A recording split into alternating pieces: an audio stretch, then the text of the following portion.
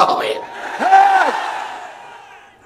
কি মনে করছেন বাংলাদেশ আলিমুল দেশ, বেতনসের দেশ, মসজিদ মাসার দেশ, তাবলীগের দেশ, হেফাজত ইসলামের দেশ? যদি প্রয়োজন হয় হেফাজত ইসলামের সমস্ত মুরব্বিকে নিয়ে মানিগুজি থেকে সমস্ত বাতিলের অবাঞ্ছিত ঘোষণা করব। সরকার যদি ভালো থাকতে ভালো রাখতে চাও, সোজা হয়ে যাও, ভালো হয়ে যাও, ভালো যদি না হও ভালো করে দিব বাংলা মাটিতে ইনশাআল্লাহ। মানিকগঞ্জের কর্মকর্তাদেরকে বলতেছি, আপনারা হয়তো শুনতেছেন না, আপনারা লোক রাখছেন, তারা শুনতেছে, আপনারা শুনে রাখেন।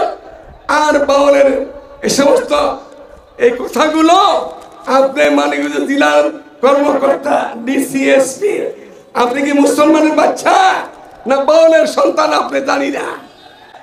বাউলের সন্তান হয়ে আপনি তো আমাদের সাথে থাকবেন না। আর যদি আপনি মুসলমানের বাচ্চা হন, এগুলি মুসলমান কোন মানুষ মুসলমান না, হিন্দু মতো বরদাস্ত করে পারে না, খ্রিস্টানও বরদাস্ত করতে পারে না, বৌদ্ধরাও বরদাস্ত করে না। আপনি কোর্টের হাকিম হইয়া কিভাবে এখানে উলামায়ে কেরামকে, মুসলমানকে জেলে দিতেছেন, জেলে দিবেন? বন্ধ করেন, বন্ধ করেন। তা যদি না হয় আপনার মধ্যে ডিসিএসপি কে খোলা মাঠে বিচার করা হবে। কি মনে করছেন বাংলাদেশ আলিমুল দেশ, বেতনসের দেশ, মসজিদ মাসার দেশ, তাবলীগের দেশ, হেফাজত ইসলামের দেশ?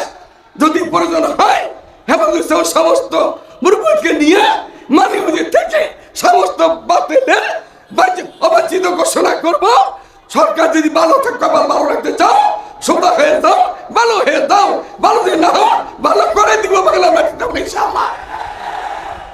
এতটুকু কথা আমার কাছে আজকে এগুলি পড়তেও লজ্জা লাগে, শরম লাগে। ডিসি সাহেবকে বলে যেতেছি, এসপি সাহেব, ওসি সাহেব, মন্ত্রী সাহেব, এটা একটু পড়ে দেখেন বিবেকে কি কায় আপনার বিবেকে। আল্লাহর জাত দিয়া, রসুলের জাত দিয়া, মক্কা শরীফ নিয়া, নামাজ নিয়া, রোজা নিয়া, হজ নিয়া, যাকাত দিয়া সবে হাত দিছে, সব জায়গায় হাত দিছে। এই হাতগুলিকে হাতে হবে না পূজা, এইগুলাকে মূর্তির মতো পুড়ে বাড়াইতে হবে। যদি তওবা করে ফেরত না আসে, এখনো সময় আছে, বাউলটা ফিরে আসো, বাজা বাজা, হারাচ্ছি হাসতে বাজা, সত্তরা করতে বসে গেছি বাজা, ফেরত আসো, ফেরত আসো। ফেরত না আসলে বাংলার মাটির ঠাই নাই, তোদেরকে কবর রচিত করতে হবে ইনশাআল্লাহ। আসসালামু আলাইকুম ওয়া রাহমাতুল্লাহ।